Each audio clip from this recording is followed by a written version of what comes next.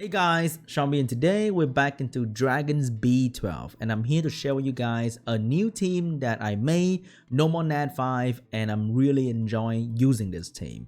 Very decent success rate, I think around 95%, which is pretty good for me right now.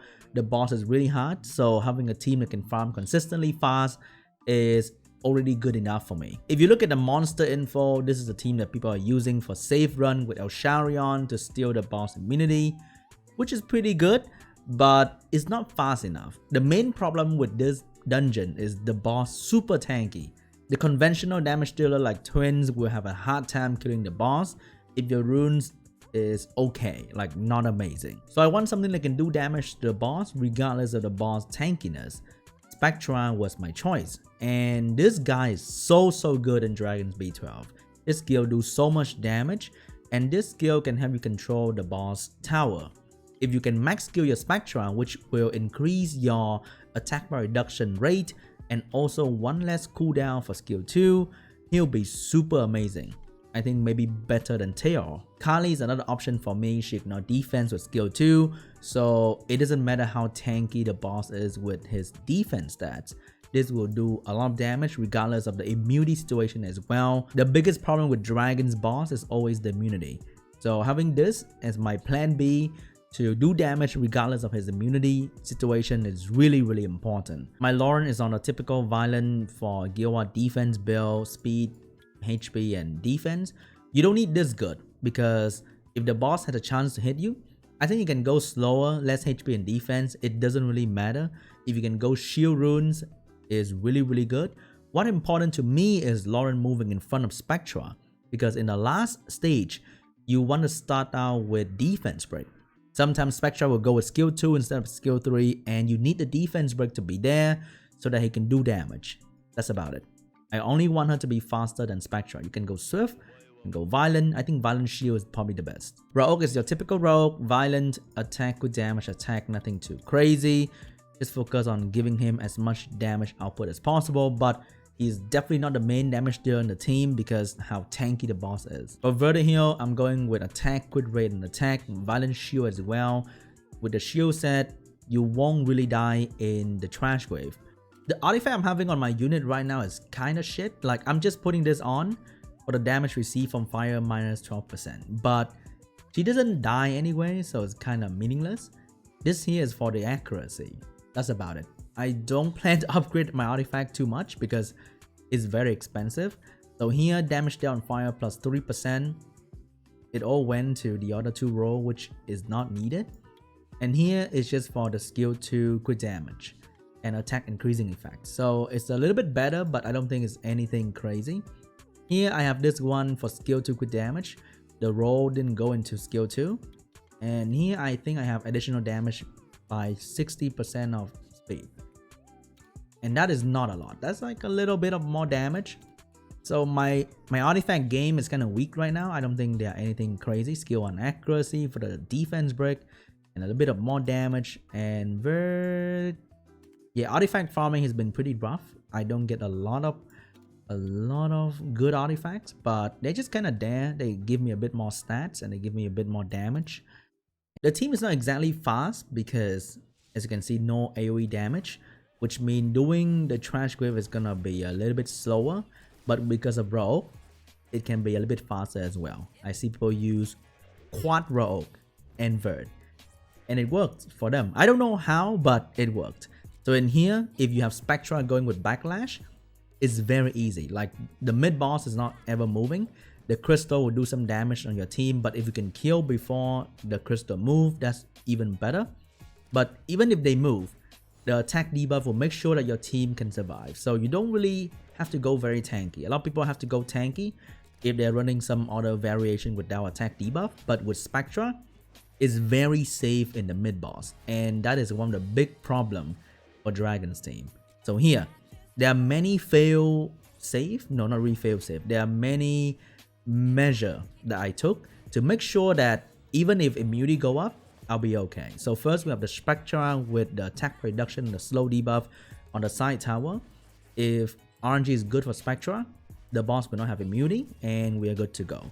Next we have Kali with a speed buff so that I'm moving constantly in front of the boss.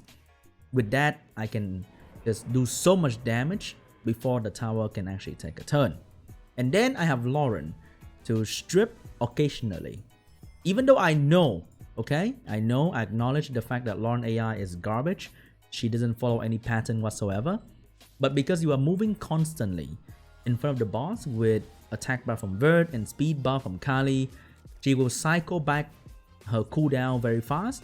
And even if she fails to strip, there's Kali there to do damage that ignore defense. So the immunity won't matter too much. So there are many layers of preparation that I do so that the team can work in a way that is safe and consistent. There are times where Kali would not use any skill but skill 1, and the same can go with Spectra because they are hindered by AI. That's why team like Twins or Triple Roll is very good and consistent because there's no AI, they just AI safe. But this kind of team that rely on unit that has skill 3 or skill 2, they have to use their skill.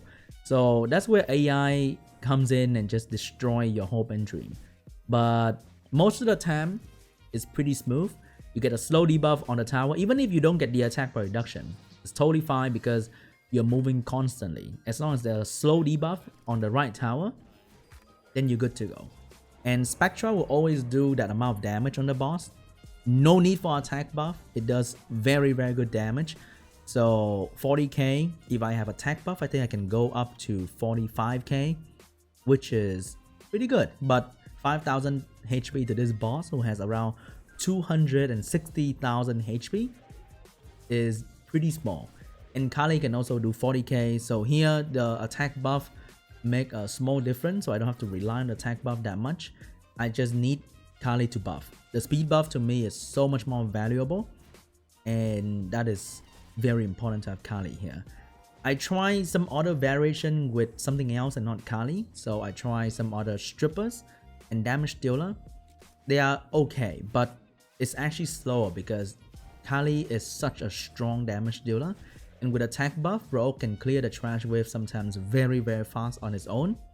And that makes a huge difference. So right here, is probably a bad RNG run because Spectra use skill and Kali use skill. So right here, I don't have any skill available. So this is a good example of a pretty rough run with no skill available, but Spectra got a skill back.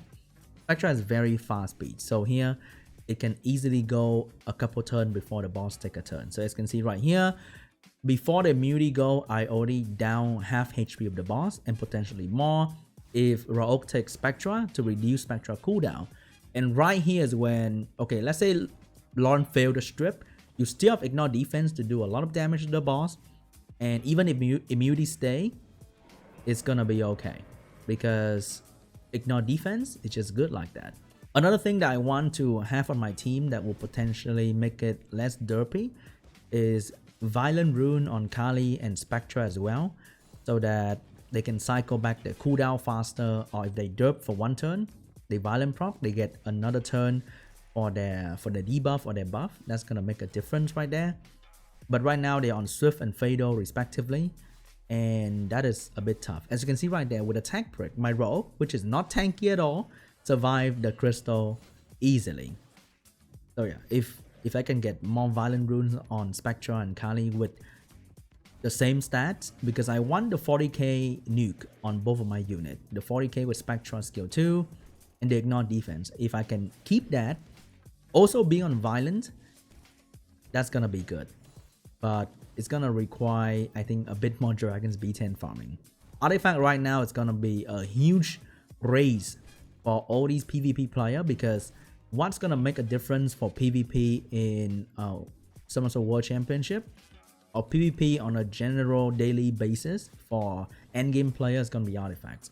Like, they can farm B12, but I don't think runes gonna make a huge difference for them. Their runes are pretty decked out, their grinds are pretty much maxed out. So what's gonna make a difference is gonna be artifacts. But I still need more runes, so that's why I'm here. And of course, mana is a huge issue, so I gotta go back here to farm Dragons B12.